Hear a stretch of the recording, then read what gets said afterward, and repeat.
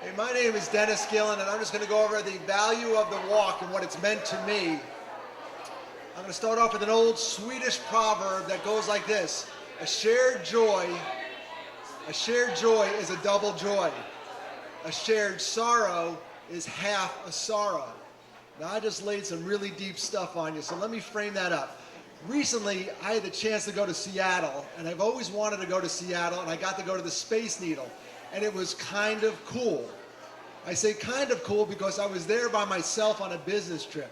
If I were there with my wife and kids, that would have been the most awesome trip ever, because a shared joy is a double joy.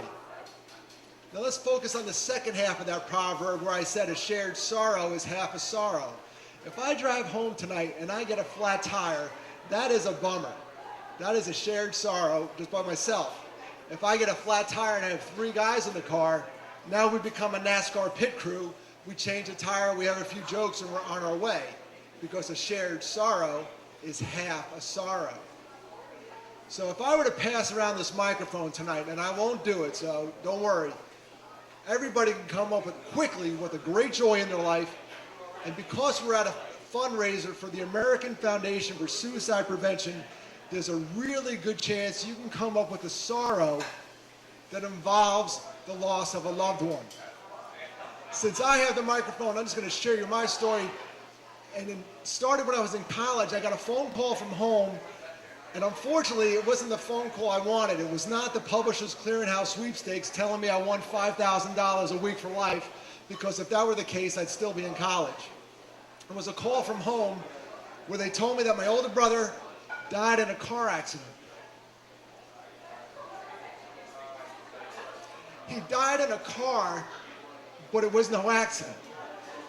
And if I were to stop right there, the story would be sad enough. Now I'm sharing my sorrow, and I put a lot on you guys. I need you to cut it in half. 11 years after my older brother committed suicide, my younger brother did the same thing. It's your job to cut that in half. That's my sorrow. Now I'm here to attest about the benefit of the walk. I did not want to do the walk. I'm a guy. We don't do walks. I'm not into that. But Helen Pridgeon with the American Foundation for Suicide Prevention kept prodding me, do the walk. I even had a plan. I was going to go down there in a sweatsuit and pretend I was a jogger. If I didn't want to do the walk, I just pretend I was running by. But I did the walk, and I'm here to tell you, there is no greater forum to share your sorrow if it involves the loss of a loved one than these Out of the Darkness walks. The production they put on down there at the canal is by far one of the greatest healing processes that I've gone through since the loss of my 2 brothers. It's a wonderful ceremony. The money goes to a great cause. A lot of the money for the American Foundation for Suicide Prevention stays here, right in the state of South Carolina. And it would behoove you, if you're feeling it, if you're feeling you need to share a sorrow, I would highly, highly recommend the Out of the Darkness walk. I did the first one, my mom came. That was a big step for her. I did the second one, my entire family came. So remember that proverb, and may it take you far. A shared joy is a double joy. A shared sorrow is half a sorrow. Share your sorrow, do the walk, raise some money, and have a great night. Thank you.